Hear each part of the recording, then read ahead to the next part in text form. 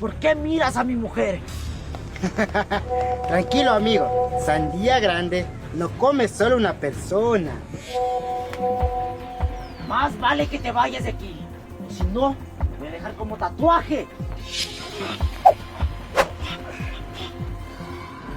Sí, amigo. Ahorita me voy.